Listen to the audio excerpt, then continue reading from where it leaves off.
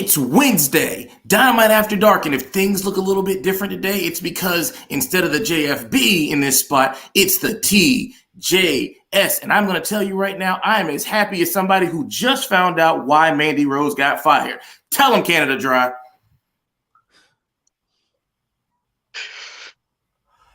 It's time for DAD, Dynamite After Dark. Hit the music intro. In terms, not intros. In turn.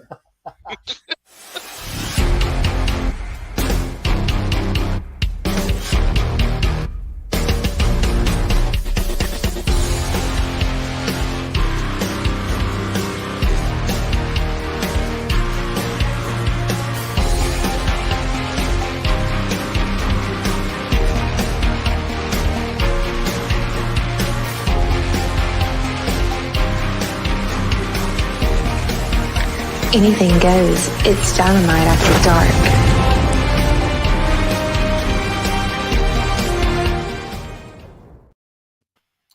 Woo! What a show we just watched. Ladies and gentlemen, I am Trey J. Styles here with Canada Dry. And wait a second, we just lost somebody. I was all set. I was about to say we have the greatest hair in all of AFW and the greatest, smoothest voice in all of AFW tonight with us. Good evening, everybody. We got the effing expert, Mr. Isaacs, and soon we will be joined by the effing Golden Graham. Canada Dry, go ahead and tell the people something prolific today. Of course, I am that gingered up, bubbling over with that foam, that juicy gingered up goodness that is Canada Dry. Whoa!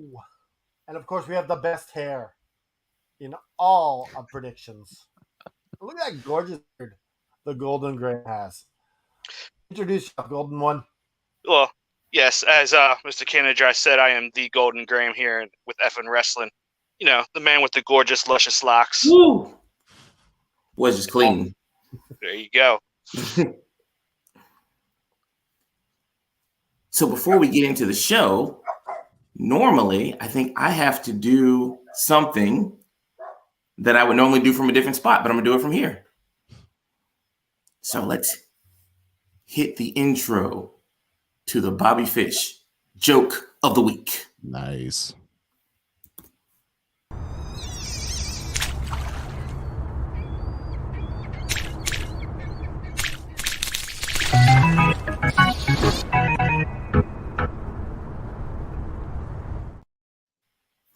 So you guys know in Amsterdam, huh? What? I'm excited for this Bobby Fish joke of the week. Every week, it's just something that I look forward to. Don't you, Jeremy? Don't you look forward to this? Oh yeah, definitely. Bobby Fish joke of the week is like the must-see segment of Dynamite After Dark. Well, I want you guys to know, over in Amsterdam, they actually found, and this is, very timely because it's Christmas, they actually found what they believe was the first naughty list for St. Nicholas. Would anybody like to guess what the first name on the naughty list was? Golden Graham, go for it. I mean, it can't be Bobby Fish, could it? Ooh, Mr. Isaacs, what do you think? It's Canada Dry.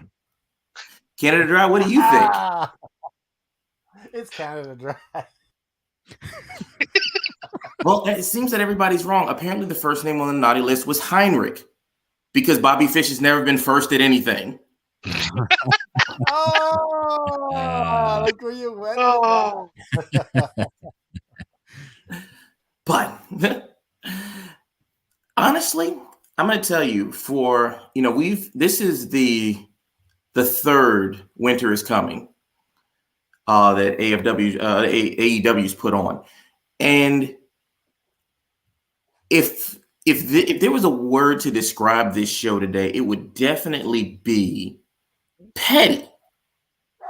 Just Just pettiness from top to bottom, you guys. Let's jump right in here. I know we got some people that are already watching, so we got some comments on there. Episode. You said what now? Oh, look, petticoat junction episode of Dynamite. It's got to be. Oh, and you guys have probably noticed that my client Bree Mode is here watching, so definitely big shout out to her because she's going to be doing fantastic things. Good evening, Bree. But let's start off the same way AEW starts off with the best of 7 match. What did you say? It's the Bree 2023. Is that what you're saying? It's 2020 Bree. Hashtag 2020 Bree. We're going to have that going all year. Not to be confused with the bidding spree of 2023. That's for everybody who wants to get Trey J on their faction. Which has been insane. Like I gotta shut my phone off at work now because there's people that just keep asking me. So, do you know which faction hasn't invited you?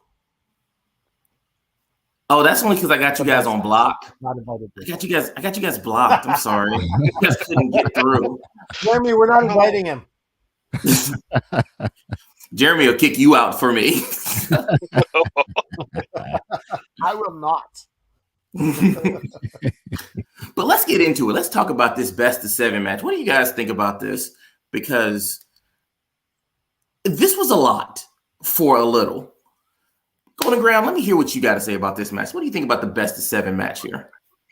It was different but at the same time, it was the same thing. I think my problem is the law of diminishing returns with this hammer is definitely taking effect. Yeah. With this. That is my main issue. I would have preferred just match 1, match 2, match 3, have all 3 guys use the hammer, call it a day. Just get the hammer out of the way. I mean, it sort of wrote itself when, was it Nick came back out hobbling. The writing was on the wall as to what was going to happen. But I mean, other than that, I mean, as usual, they put on a great wrestling match. I mean, it's just the hammer. Like I said, I'm ready for it to be gone. Oh, I am as well. Mr. Isaacs, what do you have to say on that? I feel like this is like a traveling Broadway show that like, they do the same song and dance routine, and then like they go to the next town a few nights later and do the same song and dance routine again. I mean, but they just tweak it just a little bit. Yeah. I mean, it's a solid match, obviously fun. All the high spots, yada yada yada. The weekly segment of are they going to use the hammer or not is getting very redundant. Obviously, I think they should have kept that to I don't know, 1 match out of a 7-match series. Yeah, it's getting a bit redundant. They're going to have to switch things up a bit. I don't know. What can you say? They want to keep the hits rolling, so they just keep rolling the same B footage over and over. Pretty much. Canada Dry, what do you got? This the hammer bit. They've been using this since November. So Orange Cassidy way back when he almost won when he dropped the belt to Orange Cassidy. So yeah, they've gotten a lot of life out of that hammer. Yeah, but and how many weeks are they going to do this? I mean, the whole like I'm going to use the hammer. No, I don't want you to use the hammer, but I really want to use the hammer. Like they've embraced the hammer now. They don't care. They're fully giving themselves over to the dark side. But overall, I thought this match was good and entertaining. Personally, I wrote down that I said the action itself was lacking in comparison to all the other matches that they've had so far. But the story was really here. This one, a real good face-off. I think Kenny Omega was great. I think the tease of him, getting injured, getting carried to the back, and then coming out to make the hero's return, like that Hogan, like basically made famous way back in the day. And I'll be honest with you, at first I was completely against this idea of them going up 3-1. I mean, I went for the Elite here, thinking they were going to tie it up. Death Triangle was going to take the league, and we're going to have this whole thing. But now, given this idea that the third that that they can lose 3 straight, and we're going to get back to that a little bit later. They can lose 3 straight, and then Death Triangle's done after this. Like, I can get that now. I can get behind that because now there's your springboard story, because matches between the 3 members of Death Triangle are going to be insane. Oh yeah, in the near future. I got Benji talking about he's working on wreckage results, so everybody make sure you guys pay attention to that. Once again, hashtag 2020 Bree is coming in strong. But then after this match, we got a promo from MJF. And before I give you guys my thoughts on it, I want to hear from Mr. Isaacs first. You know, it wasn't bad, but I think it went on entirely too long. I could definitely see that, actually. Yeah, I mean, this was a very, very long-winded promo. I mean, he could have cut, a good half minute out of this and said the exact same thing. But, I mean, it wasn't bad, though. You know, it's kind of your typical MJF promo. Sans the suit. And it's crazy to think that, like, something that Kenny Omega said that I actually, like, put in my notes as something that, like, he said, like, right at the end, that really kind of set things off for the tone of this show. And I think, like, this is why I say things are petty, because he makes his statement, I'm not going to speak long. You guys are going to hear enough talking on this show. And I was like, you son of a bitch. Like, who does that? Onagram, you always love MJF promos. What do you think about this one? It was okay. It left me wanting, I guess is the best way to put it. It goes back. I feel like this was deliberate by MJF, harkening back to last week where Starks is like, oh, you're reaching for the low-hanging fruit. I feel like sort of what he did again. But on a scale, I'm sorry, real quick, but on a scale of like a 1 to MJF, I'd give this like a 3 because I expect better from MJF because he has shown us he's at the top when it comes to cutting a promo. And that's what he said. He hits home runs from day one. Yeah, well, he hit maybe a single tonight, so. Hey, you still get on base. Canada Dry, what you thinking? I think we lost. I didn't mind the promo. I don't think it didn't need to be a home run. It just needed to get across. Every single MJF promo does need to be like out of the park, right? But I want to backtrack a little bit to what you just said about Kenny Omega. Was this a dig at Tony Khan and how he runs the show?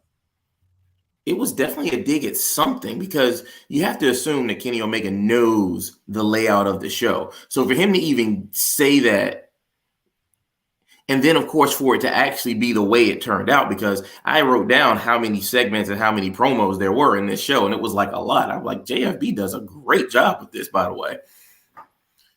Yeah, definitely a dig. Props to JFB. Definitely. Yeah, man.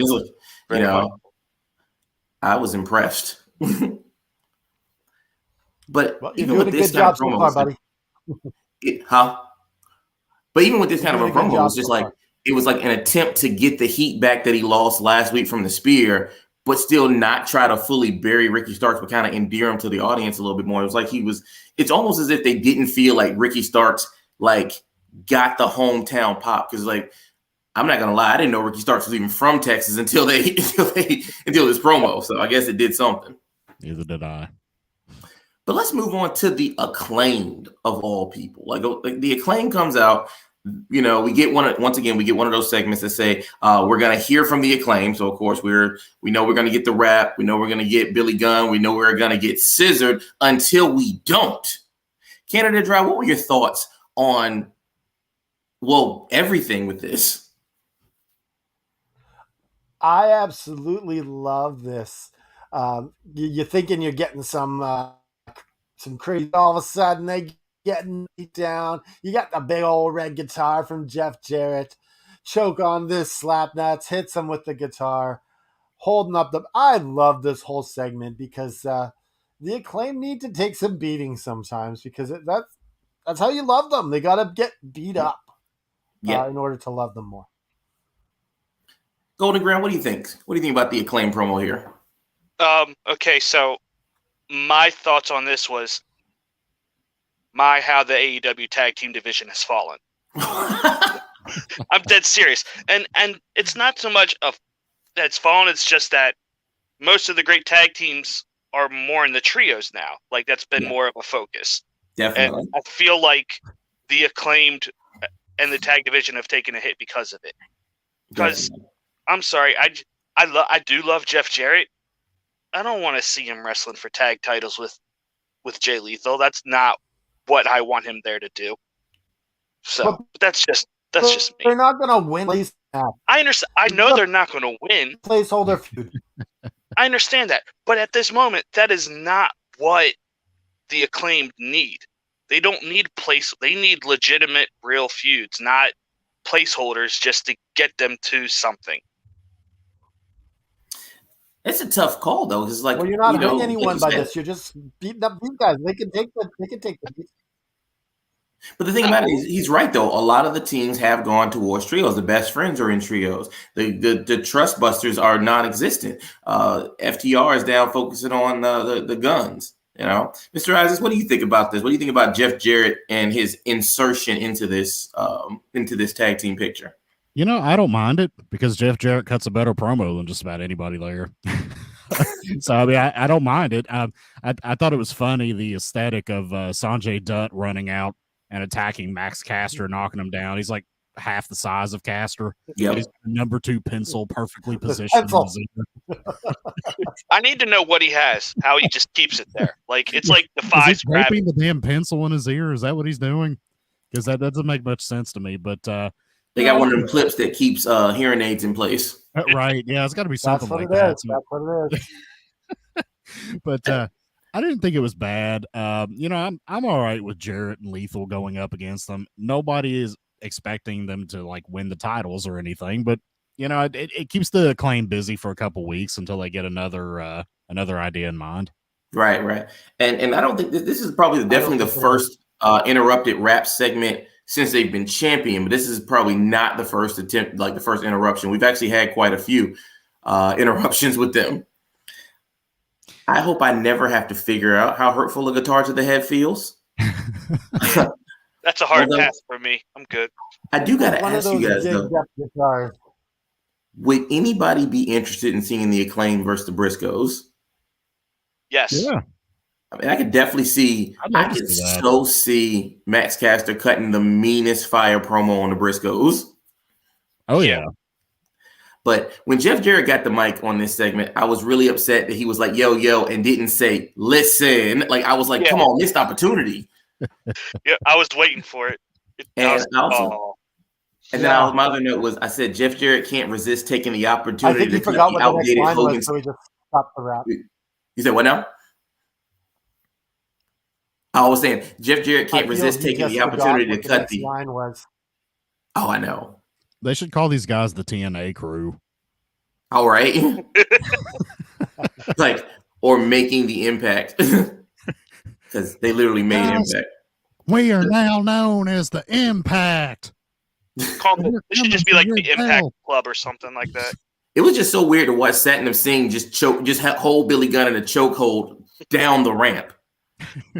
Oh. But I'm also glad because Canada, as much as Canada Dry and Mr. Isaacs love the Jeff Jarrett promos, Jeff Jarrett cannot resist his opportunity to cut the old Hogan style promos, the old outdated ones, and I'm glad that they had time constraints for this.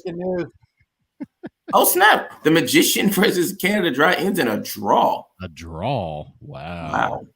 Did you guys set this up? Did you set this up? We gotta do sudden death now, guys. Not at all. You guys are going to have to fight this Saturday on National Wrestling. Exactly. All right, let's get to match number 2. I can't believe we're 20 minutes in. We're just getting to match number 2. Brian Cage versus Jungle Boy. Like, until they did the recap, I forgot they had even interacted in the Diamond Dynamite ring. Mr. Isaacs, give me your thoughts on this Jungle Boy, the Giant Killer. Lucha Cage going up against Jungle Boy Jack Perry. Man, this aesthetically looks ridiculous. Yep. I at least like that they kind of stuck to the formula of the small baby face getting the shit beat out of him by the large heel, and then just like etching out a win by a random roll up. I mean, if you're gonna book a small baby face over a gigantic heel. That's how you should do it. I still think it's kind of ridiculous, especially considering Cage just became a Ring of Honor champion. Surely they could have found somebody else to job out the Jungle Boy, but they could have found somebody else in the embassy. Yeah, absolutely. Yeah. I mean, anybody. Pick a card. Pick anybody out. It would be better than jobbing Brian Cage to him. Right. Exactly. Golden Graham, what do you think about this match? I guess you could call it. My first question was, why is this match happening when it was Big Bill was the big story coming out of the but then they showed that the elimination happened. I was like, oh, okay, I get it. Yeah. I mean, like it's a great match. Like those two had some good chemistry. I enjoyed it. It's just, and I mean, I guess they're building up Jack Perry. Got to build him up to take down the bigger guy and Big Bill, which I think is a joke because it should be the other way around. But definitely. Like Jungle Boy has nothing to prove to Big Bill at all. Canada Dry, what are your thoughts? I was frustrated when I saw Cage out there, just like Jeremy. He was just about to turn in the corner. He's the new trios champion of Ring of Honor, and this is such a Vince McMahon way to book someone. The trios championships don't matter. Well, I'll put him out there to job the Jungle Boy. That's good shit. Good shit. But yeah, I didn't like it. But at the end, they kind of saved it by getting his ass kicked by Big Bill. Yeah, definitely. Yeah, so can we talk about the after match schmoz here? Because I think it's absolutely hilarious that 7 foot tall Big Bill is like running away from 150-pound Hook. Oh, so let me give you my notes before we even get into that, because I want to delve into that. I said this match deserved to build up, and they need to start building up Jungle Boy's matches if they want his wins and his character to matter. Brian Cage, after his Ring of Honor win, should not have been used here. Any of the other embassy members would have been better served for this role. Revenge for the Dynamite Diamond Battle Royal, where Jungle Boy basically nearly eliminated himself, was paper thin reasoning. And plot armor Jack Perry is going to get old fast. They need to make him look competent and believable winning these matches. Also, how much are they paying Prince Nana to be absolutely useless? And the big thing that pissed me off about this match is how I can't say the F word because we're paid now, but how the blank is hitting Brian Cage in the chest supposed to stagger him. That's a good question. I'm like, if you hit this man in the chest, and that hurts him, then we are done here. This whole thing, we just need to just pull the curtain back, let the wizard step from behind the podium. But let's get into that. Let's get into the post-match schmoz. So you have Stokely Carmichael kind of using some early 2000s slang that I specifically remember, being pissed off to the highest level of pistifity, basically calling Jungle Boy a hoe. There was a lot to unpack here. Did y'all catch when Stokely said "Rest in peace, New Jack"? Yes. Yeah, I didn't hear that. him say Yeah, I was before like, that. whoa. I guess he said something about some background music or something like that. Yeah, there were a lot of little Easter eggs for this. I really enjoyed it. But Hook. I feel like he was almost making a bet of things he could pull out in one segment. He's like, "See, I did that." But I feel like that's his thing. This random assortment of pop culture knowledge that is used either correctly or incorrectly, and nobody cares which one. Did you say because of music playing in the background? Is that what it was?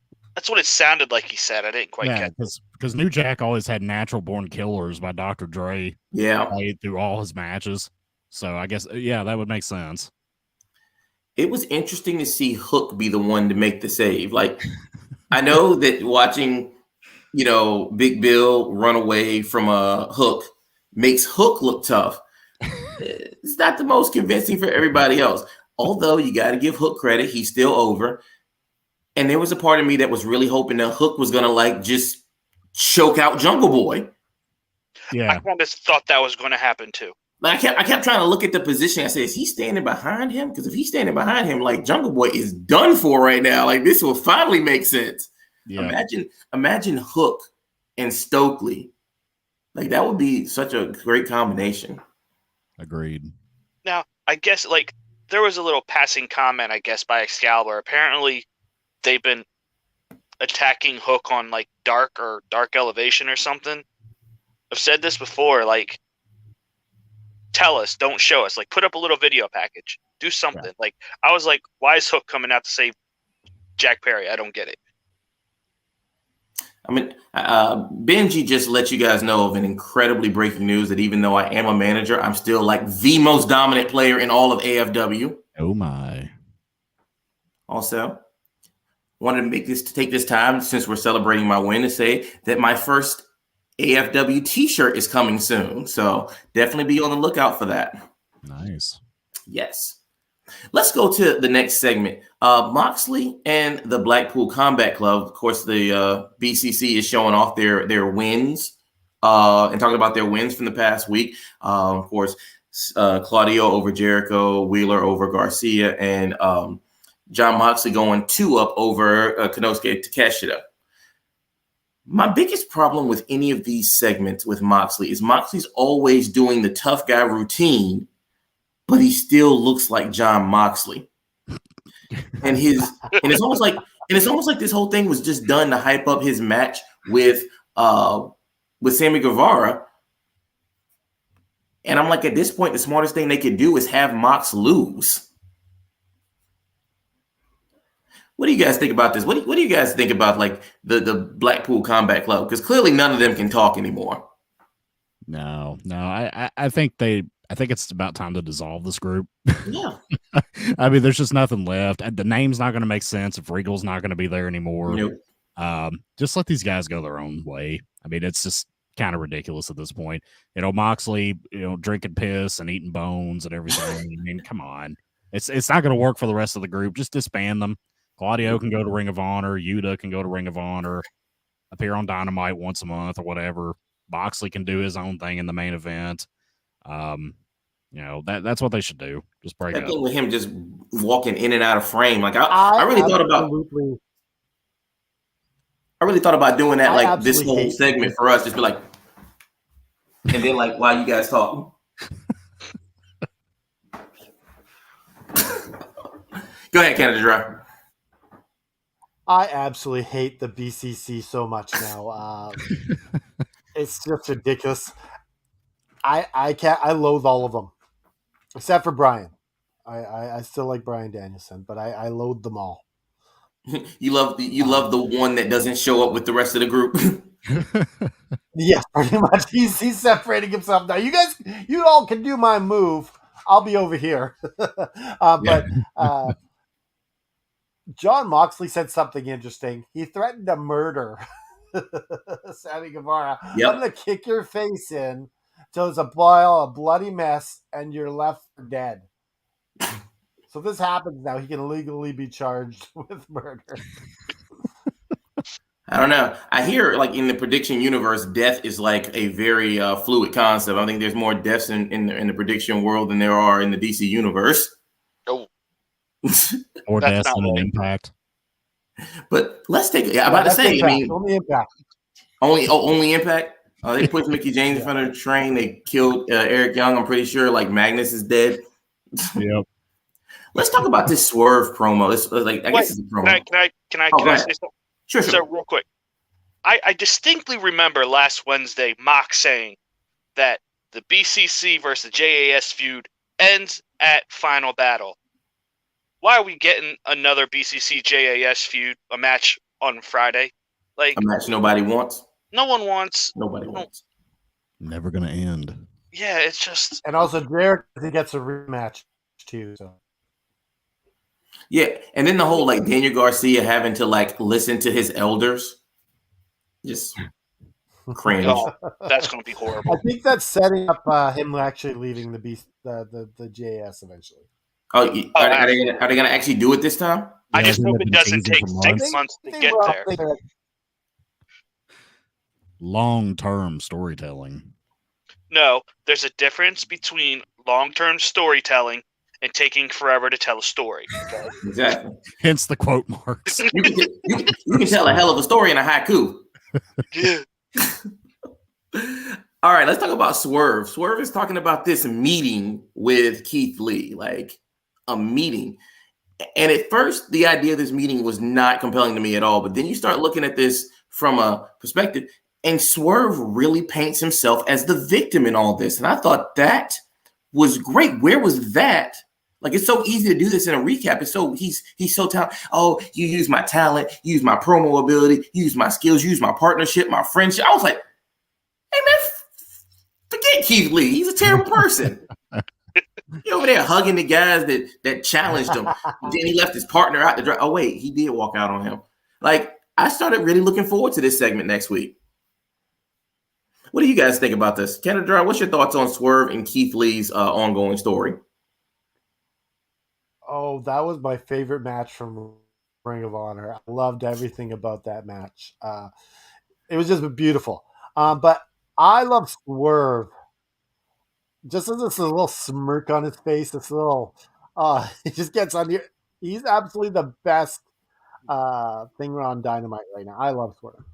Definitely. It really is Swerve's house. Mr. Isaacs, do we get the long-term story or just a long-term story here? Remains to be seen, but Khan loves to drag his stuff out, so I don't know. This is probably going to go on forever and ever and ever. But Swerve is a star. Like, yes, I love his work. I think he's in the prime of his career right now. So I mean, I'm here for it. Let's see what happens. And Golden Graham, close us out on this segment. It was effective. That's the best way I can put it.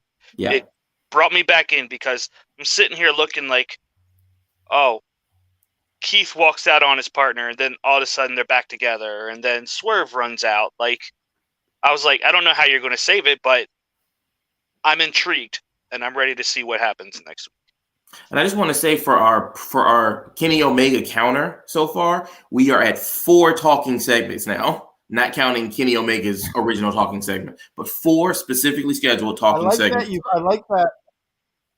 I like that you did this, and you're counting the talking segments. Appreciate it. Maybe we can get JFB to get us a counter for going forward when we want to count things. The corner. We just got some bad news from Benji. I don't know why he's using now. We're trying to have a good time, Benji. You're not supposed to give us bad news. He cheated. Huh? He absolutely cheated. I want to see the results. I want to recount. I think it's fake news. Yep. We need to throw out Maricopa County right now. Yeah. Really? The Floridians with their damn hanging pads. 11 scores impressive for me. Oh, definitely. Like, to even get an 11, don't you have to have picked against Jericho? I would think. He must have got the elite right on that match. Oh, maybe that's what it is. You're right. Yeah. All right. So the third match, House of Black versus the Factory. Now, this is the match I think that all of us were looking forward to from last week. Like, this match, to me, and normally I know JFB doesn't normally start off, but I want to start off on this one. First of all, Julia is fantastic. Like, for her to take out the biggest guy really just set this off. Why is Rich Southwood here? What in the world? Why is, of all the people, we were having a great show, and then Rich Southwood's like, "What's up, everybody? Hey man, what's up, Rich? Don't talk to him. Don't you do that." Me, it's Rich Southwood. But I love Malachi doing like the sit in the corner throughout the whole thing. This match made them look incredible. This was a lesson in how to use a very short amount of time. And this is how you make guys look good without wasting a whole commercial break. This was fantastic. This was the best.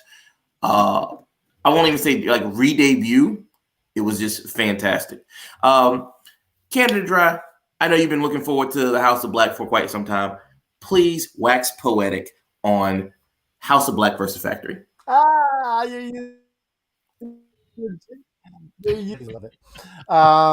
So yeah, I you were absolutely right. This is a lesson on how to maximize your TV time. You don't need to like, even that Jericho thing could have been shorter. The Jericho match. We'll get into that a little later. But yeah, I absolutely love Julia Hart. I loved everything about this. Him sitting there and QT Marshall just waiting, and then run QT run. But yeah, I love this. Golden Graham, your thoughts? This was, for me, perfect. It's everything it should have been. Like you said, from the presentation, their entrance is is phenomenal. Julia Hart has grown on me so much since she's like really embraced the role. Like you said, just having Malachi just sit in the corner, sort of like the silent director of Havoc, is great. Yep. And boom, one move from Malachi, match is over. Perfect. It was fantastic. You want to address this comment from Southwood? You said what? You want to address this comment from Southwood? I did. I blew him a kiss back. Okay. Because that's how much that's my disdain for this right now. He is disturbing my lifestyles right now. Like I'm going from Trey J styles to just a disturbed lifestyle. Like I can feel my whole thing just changing right now. Mr. Isaacs, your thoughts on House of Black? Is QT Marshall Canadian? Someone answer me this. He's coming QT Marshall's Canadian? Does anybody know or care where is. QT Marshall's from? If anything, the way he pronounces his name, I thought he was French or something. QT Marshall. Yeah. That's what he was always known as, wasn't like Ring of Honor and the Indies. But I love House of Black. I've made it known on here before that I'm a big fan of Malachi Black, and I think all of them are great. Julia Hart's got a fantastic look. I love them. I think this was a good segment, a good way to kind of like just put them on TV, have them squash somebody. I just hope that this isn't like the monthly appearance of House of Black. Yeah. Have them come back next week. Don't have them show up once a month. Please, for the love of God, have some consistency here. Oh, here we have it. New Jersey. That explains it. New Jersey, okay.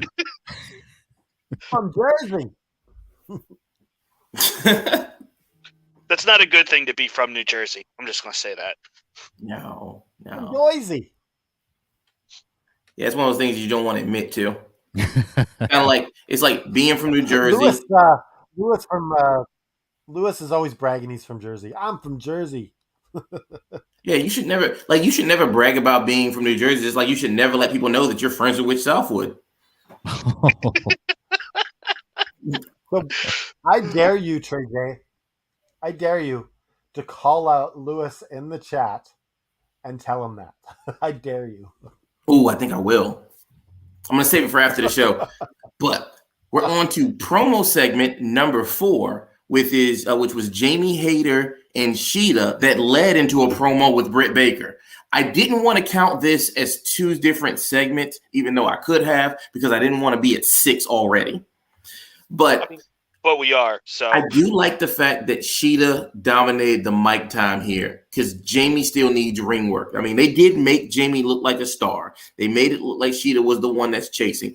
But I do think that from an in-ring standpoint, this is going to be great, and it's going to like solidify Jamie Hayter as a force to be reckoned with. But then we got to Britt's segment, which of course is becoming like our staple. Like, oh, hey, focuses on Hayter. Here comes Britt. And then Sky Blue is like, hey, Britt, I'm going to challenge you. And it's like, oh, Sky Blue, you are too cute to be intimidating. Like, I'm sorry, man. She cannot walk into a screen like that. Like, you can't just walk into a promo segment like that with like a tight blue turtleneck on. Like, that's not gonna work for me. Like, it's just like, okay, you gotta start talking like you're doing a promo real quick. Golden Graham, you start first. I'm gonna walk in like Sky Blue. Yeah, so I completely lost track. JJ has me thrown for a loop. She had the Cora Jade hat on. So I was like, look, it's Cora Jade. Yeah. Because they look so much Cora alike. Jade. Cora Jade isn't as pretty. She looks like Cora Jade without the trauma. I mean, she looks like a prom date. Cora Jade looks like she gets finger banged behind the bleachers. Oh, wow. Hey, this is Hey, I didn't say the other word. But I do want to point out. So, like, what are you doing? Are you getting boobs for this? just wanted to point out. This is like how Sky Blue walks into the stage. Hey guys, I think I'm going to challenge Britt Baker for a title match. The boobs are not big. This is what happens when JSB leaves us, guys. Y'all knew this was going to happen. I don't even know why y'all even JSB put this on me. Hold on, I want to address this. Okay. Noob, Sky Blue Noob. is better Wrong, Noob. than Cora Jade. Yeah, Noob is flat out wrong here.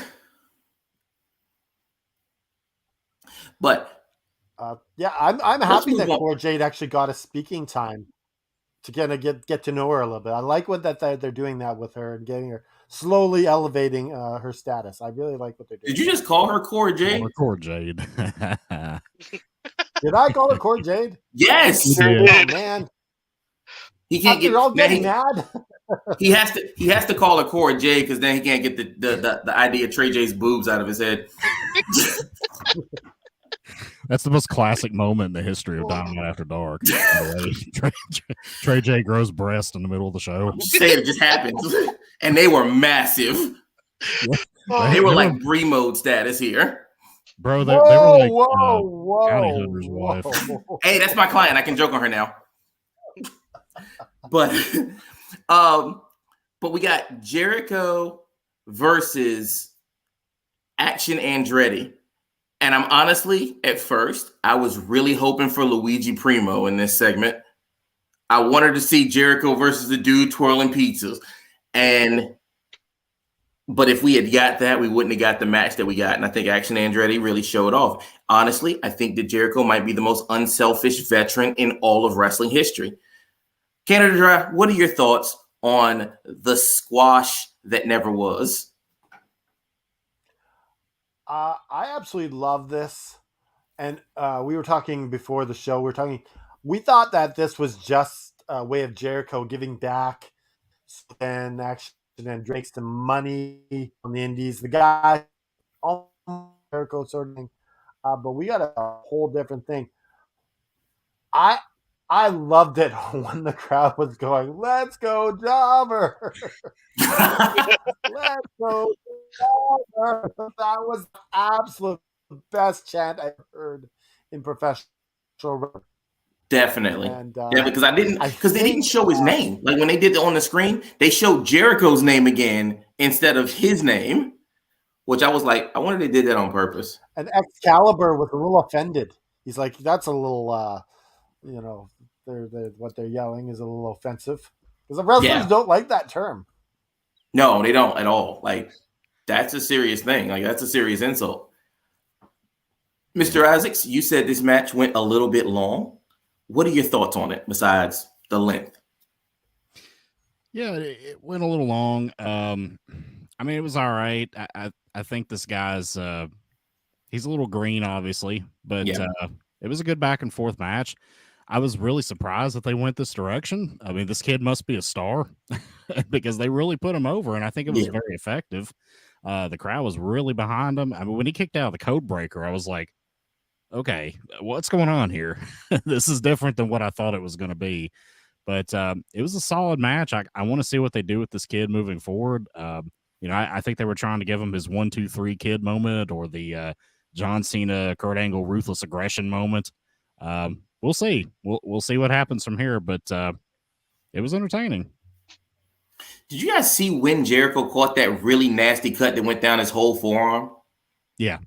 Like I didn't see. Like did you see when it happened in the match? I didn't see when it happened. I just saw the blood pouring down. That was such a weird thing because you kept seeing it like towards the end as the guy was walking up the ramp, and it's like Jericho's arm is just cut from like here to here, and I'm like that was rough. Yeah, that was brutal. Know where you would get that. Yeah, me neither. Only thing I can assume it was like the plancha to the outside, the flip to the outside. That was the only thing I could even assume it was from. Golden Graham, what are your thoughts on the Jericho putting over Action Andretti? Absolutely shocked for one, but in a pleasant way. Like it's nice for once that where we get a match where you're completely shocked Yeah. I enjoyed it. And I'm really hoping that this sort of leads to like a losing streak for Jericho, and maybe we get some kind of redemption arc out of it. I don't know what it is yet, but I'm really looking forward to what Jericho does next. Definitely. And honestly, like, this sort of makes the final battle. I know you all didn't like the big spin, but that ending makes more sense now. Yeah. To what it's going to be building to. Definitely that. And it could be a good thing. And when you got somebody like Jericho, it can make a lot of careers for a lot of these unknown guys. Oh, absolutely. I mean, even Action Andretti, like, he's going to be able to go on the Indies from now on and say, I beat the 8-time world champion Chris Jericho on national television. Oh, absolutely. I even put that in my notes. Action Andretti's indie booking fee just doubled. If not tripled. If not tripled. Or times ocho.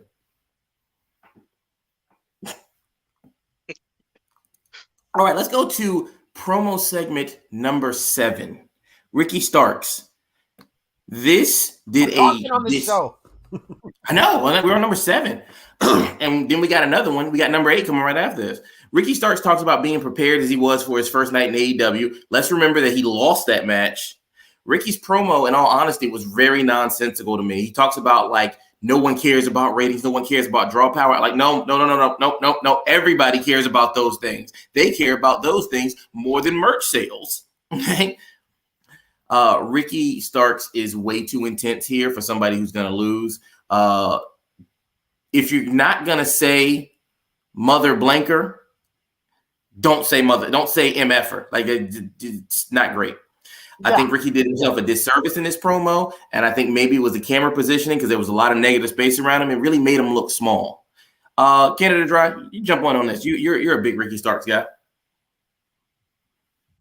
I loved Ricky Starks, even in this promo. I didn't like the mother effer either. You might as well just not say it. Say something else, because it's just.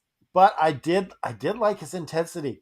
I've seen it where guys know they're gonna lose, and they look disappointed, and you know they're gonna lose because they see the disappointment in their face. And you didn't know that with Ricky. You thought that there's a legit he can win, even though he's not. You knew you kind of believed what he was saying. Definitely. Golden Graham, what are your thoughts on Ricky's promo here? For one, it was too long. Yeah. Which seems to be the theme of the night for these. And yeah, I agree. Like, it just felt like he was screaming and yelling just to scream and yell. Mm-hmm. That was my feelings on it. I mean, it was okay. I mean, I don't really have anything else to say about it. So let's get the FN Experts analysis on the Ricky Starks promo. Well, the FN Expert says that last week's promo from Ricky Starks was probably the best thing I've ever seen him do in his career. This particular promo fell a little flat for me, dog. Wasn't really too into it. I mean, it was okay. It went on too long. It was just like the MJF segment. It just kind of went too long and just didn't really go anywhere. Didn't really say anything worthwhile. Mother effer was stupid. I mean, because he wasn't even saying. Yeah, that's what I'm saying. Like, wow, that phrase just bugs me. You mother effer. But I don't feel they're meant to be those over the top. Like, oh my goodness, these are the promos ever. I think they're more like Saturday Night Live, not Saturday Night Live, Saturday Night Main Event. You're about to go against Kamala sort of thing, where they're just gonna do a quick little interview. Well, but they're not quick. That's the problem. Yeah, they're too long. Well, you know something, Mean Gene. I'm gonna get that mother effer in the ring, and I'm gonna take him down. Well, we go from match number 4 involving the Ocho to Ricky Starks to promo number Ocho, FTR, who are finally ready to punish the Ass Boys, which I'm like, there should be a sign for that. This was actually the point in my notes where I realized that Kenny Omega was an asshole for that comment about all the talking for the night. Like, When this promo came up, that's what I said. That's when I was just like, Kenny Omega's an asshole for that comment about all the talking for tonight. Petty AF. Spoiler alert. All right, let's get to match number 5. We finally get Ruby Soho's grudge match. And for a match that just has basic rules, why do they try to make grudge matches seem like they're the toughest things possible? I know this is Ruby Soho's first match back, so a lot of the drama isn't going to be there. But I do think the aftermatch did save this. Golden Graham, give me your thoughts on this.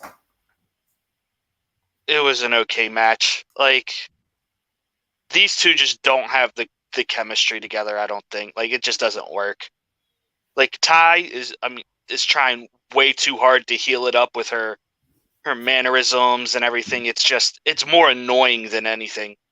Her with the big eyes reminds me of what they did with Damian Priest during the Vince era.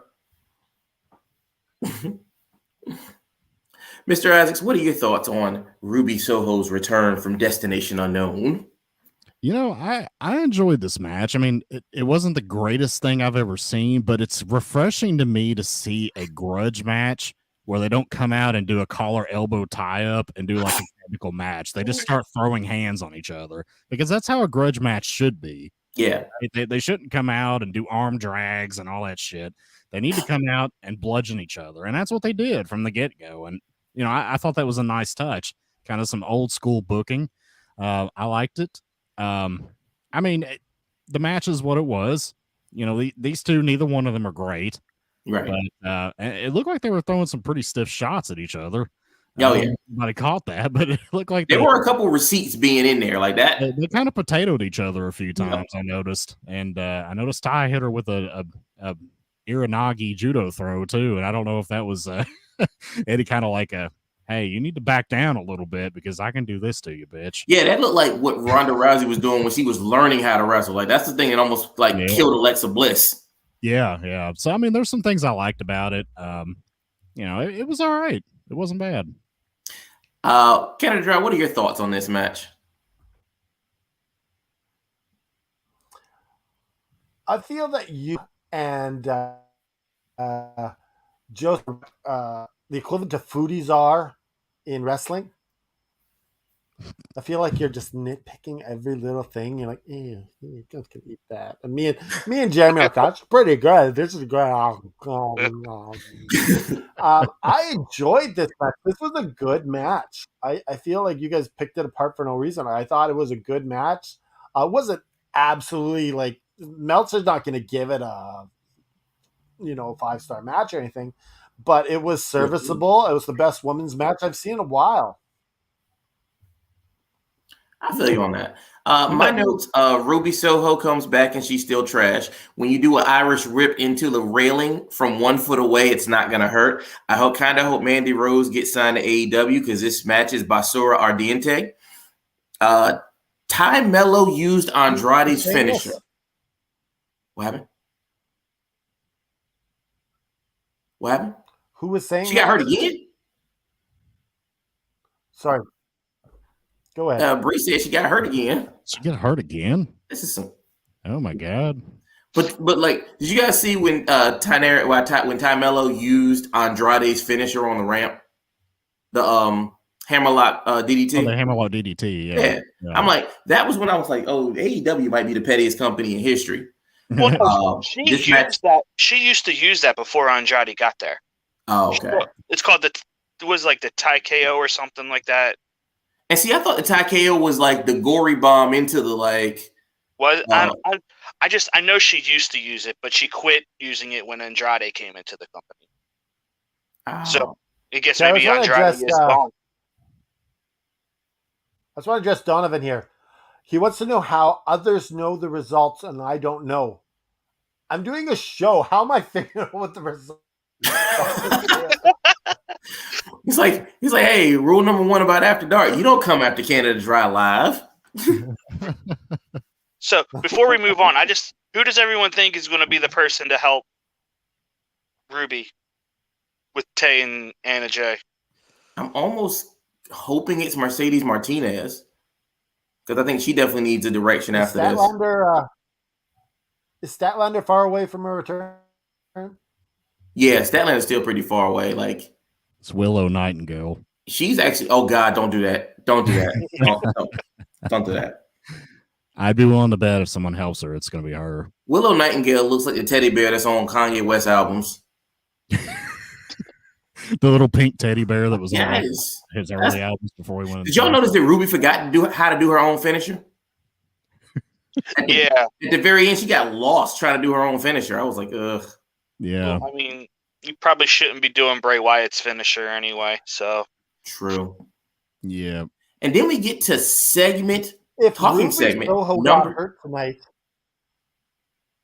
I don't know. She wanna definitely comment. looked like she. if Ruby Soho got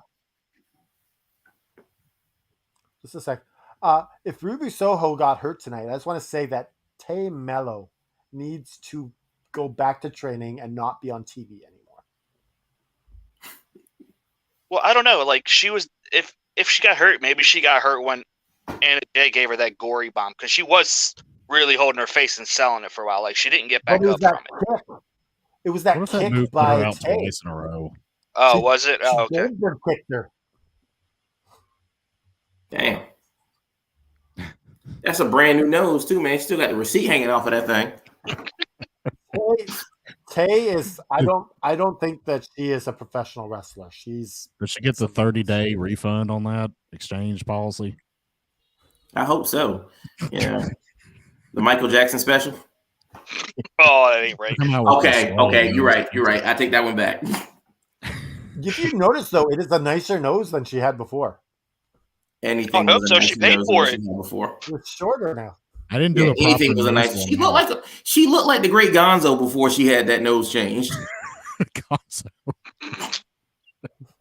Oh, All right. Oh, So then the next poor Ruby.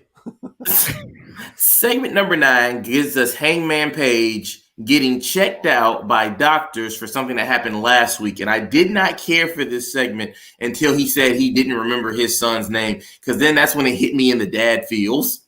yep. I Same feel here. the same way, yeah. I was just like, oh my gosh, I don't know what I'd do if I forgot my kid's name. Like, Moxley gotta die. Like, see, that's my thing. Like, I don't understand. Like, Moxley is definitely like he's always over with the crowd, but I definitely feel like everyone should be cheering for Hangman here. Like, it's a weird like dynamic with what's going on with these two at the moment. Like, people who cheer for Moxley think the Punisher is a hero. I mean, They he got the is. Punisher on the car. No, he's not. He's literally an He's an anti-hero. Yeah. No. Like, Look, he's the opposite of a hero. He's lived long enough to see himself become the hero, okay? become the villain. No. Oh, heroes he said live the long opposite. If you're killing people to save people, it's like I mean, that's an interesting discussion we can have. I know, we should save that. We're going to definitely have to Maybe revisit we'll this have one a day. superhero show one day. All right, let's get to the last talking segment of Dynamite, which was the best friends, Danhausen and Dustin Rhodes. Why did they let Dustin Rhodes do the majority of the talking here? He's gonna flatten you. I'm gonna flatten you, and you guys over there, I'm gonna flatten you. And Trent Seven, I know you're new here, but I'm gonna flatten you. Like, If I can He chime in almost- on the Hangman thing, because I didn't get to oh go my into bad. it. Oh, it's all good. I was just gonna say, he's wearing a man bun, but at least he wasn't wearing like some My Little Pony shit or something like that, like he usually does. Very true. He usually has these very effeminate looking clothes. He did have the man bun. Evil Uno looked ridiculous in his street clothes with a flannel with his mask on. Yes, he did. This whole thing just looked really absurd. It took me out of it. Like, not just that, it didn't look like his mask was like tied up in the back. It looked like he just threw it on for the segment real quick. It looked like he was looking the other way and just decided to put his clothes on backwards. With his flannel shirt on, he looked like he was Hangman Page's grandfather wearing a lucha mask. It's like, hey, nice shirt. Does it come in men's? They're down to 3 in the Dark Order now, right? Yeah. Reynolds, Silver, and Uno. It's very disturbing. But with all of Dustin Rhodes' intended flattening, we almost buried the great lead of that entire segment, which was we get more Trent Seven. I'm down for that. Me Yeah. too. Loved watching Trent Seven. Trent he's Seven was awesome. one of those dudes that like he was never gonna be a body guy, No, but he could go. Like Mustache Mountain is still one of my favorite like UK teams. I love the fact that they were one of the teams that won the NXT titles and the NXT UK titles. Trent Seven, I'm so glad to see him actually being able to perform in front of large audiences. I feel like he definitely deserves that. like Agreed. Mustache Mountain was great. British Strong Style. Those three guys are. Yes. Oh, yes, right. Because with Pete Dunne. Yeah, Pete Dunne. I got to get Butch out of my head, but Pete Dunne. Love that.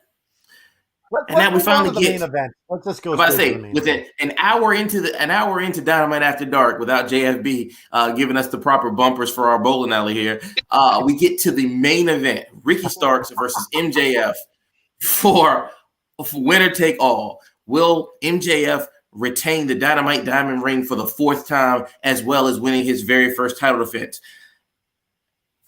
Golden Graham, give us the rundown of this. Okay, so I'm going to say Play with your hair while you do it. the match was it was okay for me. Like, I don't know, it felt like the pressure. It felt to me, it looked like it got to the two guys a little bit. I hate the fact that this match was for both the ring and the title. Yeah. I've said this before and I'll say it again. MJF has evolved past the ring. He should just be using the brass knuckles every chance he gets now. Definitely. That's how I would book MJF going forward, especially now that he's going against Bryan. But, I mean, the match started off slow for me. It picked up. I'm sorry. For his first title defense, I hate the ending. I'd rather see a nice definitive win. I know he's a heel, but this title has been through so much these last couple months. Definitely. He needs to be the one to stabilize this title, and you start that off by getting a nice, strong, clean first victory, not a dick kick and a roll up. Like I felt like they had that though. When he basically countered all forms of Ricky trying to get out of the Salt of the Earth, it was totally acceptable for him to win that. Like nobody would have been mad at that. Ricky should have tapped right there. Yeah. And that would have been a perfect ending. Yeah. Mr. Isaacs, your thoughts on the main event? Yeah, I agree with that. I would have had Ricky tap out to the Salt of the Earth. I thought this was a really good match. Nothing too crazy. It got pretty sloppy about the last minute of it. Yep. I don't know if you guys noticed, but they like repeated like a couple of different spots because they got it wrong. Yep. But it was, and you could tell that Ricky was winded. Yeah. So I mean, you could tell they were. I don't know if they were just flustered or they were winded or there was just kind of miscommunication between them. But it got a little ugly there towards the very end. But I didn't mind the ending. Like I said, I would have rather had MJF just definitively go over. But I think this kind of keeps Ricky Stark's integrity a little bit. Yeah. I assume they're going to interject him right back into another match with MJF again down the road relatively soon. So definitely. I liked it. The crowd was hot for it, so can't complain about that. Yeah, definitely. It definitely had the crowd for this. Canada Dry, your thoughts on the main event? I absolutely loved the main event, and like you guys, I didn't mind the kick. I thought that was a good way to. It's MJF reign of terror, not reign of I'm the best. He didn't. He's going to be doing stuff like this. He's going to be that dirty heel. So it keeps Ricky Starks on an elite level, not lowering him down. So I thought it was a great match. I did see a couple spots where they had to kind of redo it, but that's okay. They recovered and it wasn't too obvious. But yeah, I thought it was a great match. Yep, I definitely like the little touches here. A lot of the little touches really kind of set this off. MJF's music interrupting Ricky Starks is like intro, like he's doing his thing on the top rope, and then MJF's music comes out. When you compare the intros, though, from jump, you're seeing. I felt like you had star Ricky Starks versus superstar MJF, and I think that was made very clear from the beginning. MJF with the mind games, the strut, little things here and there. The pebble skipper on his elbow pad, I thought that was interesting. I hope he kind of keeps doing that. It reminds me of Rick Rude when Rick Rude used to Rick Rude put another man's wife on his trunks. Yes. Like, I know MJF ain't quite there yet, but still, like that's advanced level heel stuff. I also said something. Oh, then they spoiled the best of 7. They said, "Hey, it's going to be a no DQ match next week." Oh, and if the Elite win, they're going to be a Falls Count Anywhere match. Oh, and if somehow miraculously they get to a match 7, it's going to be a ladder match. It's like, oh, cool. Thanks for letting us know. House of Black. Yeah. Like, we all know, though. They know everyone knows. I know, but sometimes you just don't have to do it. Like, but outside of that, you definitely have Stark's durability being tested here, inventive use of the salt of the earth and the different variations, and then of course Danielson shows up to send the crowd home happy. Hopefully, we get a good, solid, long story that leads us to AEW Revolution. Like, let Max keep his promise of only wrestling on pay-per-views at least first. Definitely, you can always change it down the line, but at least start it off that way. Make Brian wait. That's going to be the tease. The chase is going to be the big deal here. Yeah. Like I said, Ricky Starks definitely got some more fans after this match. And that does it for our show. Like, even though Max kind of almost didn't make the leap over the barrier, which almost ended everything for us. Did you see when he took that dude's So we got to do the 5 bells and what we like best. Oh, I know. We're about to do that. I got that set. But that was the end of Dynamite. So as we do on this show, you guys have to tell us your favorite match and give us a rating between 1 and 5 bells for the night. So we're going to start with the effing expert to lead us off. Favorite match, how many bells? I'm going to say the favorite match was the main event because of how hot the crowd was and the back and forth between them. And I'm going to give this 3.5 bells. 3.5 bells. Not bad at all. That's a significantly above average show. So yeah, Golden Graham, I liked it. How many bells? Favorite match? So my favorite match was the trios match, the first one. We'll go with the Elite and Death Triangle.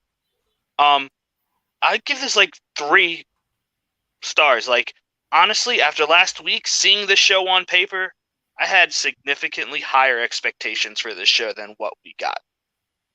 I think part of it is just the 15,000 talking segments that we got sort of just killed the flow of the show for me. Damn you, Kenny Omega. At least he was courteous enough to warn us that it was coming, okay? Yeah. You ruined it, Kenny. Damn it, Kenny. Canada Dry, how many bells and favorite match? I'm going to let Bree pick my bells. Oh, Bree gives you 4 bells. Yeah, I'm also going. My favorite match was Ricky Starks. Well, no.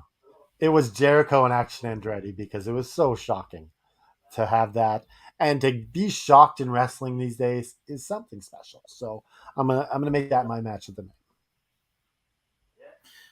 I'm going to give the show 4 bells because the Action Andretti thing was definitely shocking, so I agree with Canada Dry. The Hangman Page segment hit me in the feels. But my favorite match was the House of Black match. Like, for pure enjoyment, that match was exactly what I felt like I needed.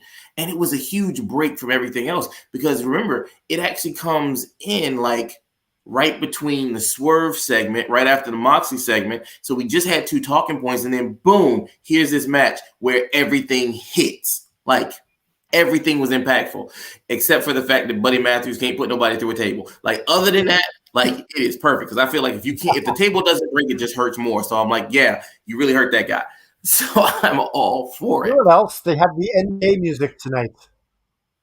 I noticed that. Yeah, they barely played it though.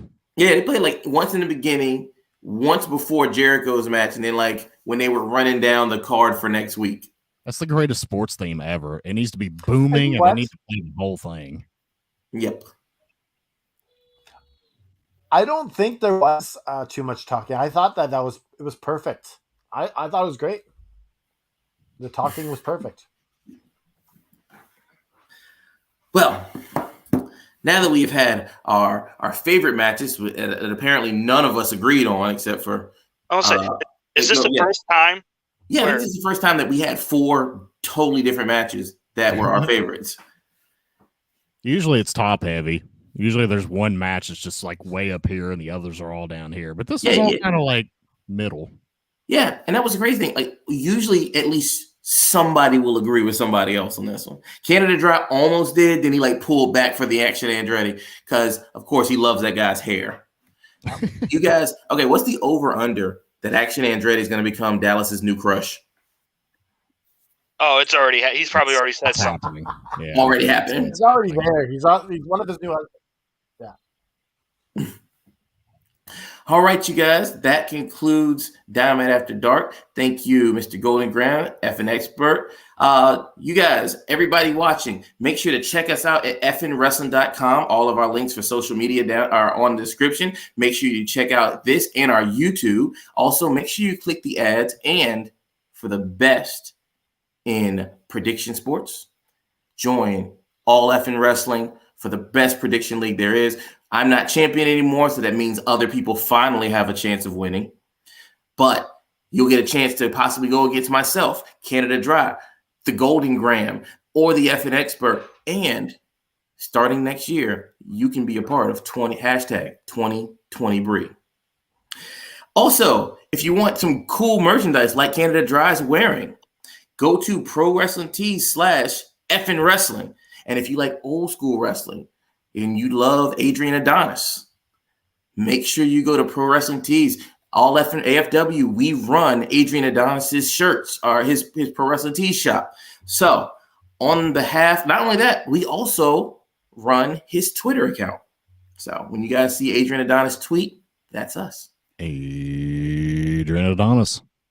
So on behalf of myself, Canada Dry, Joseph Graham, and the F1 expert, Mr. Isaacs, who are about to scissor, because now I'm not on the bottom, so the two of y'all have to scissor.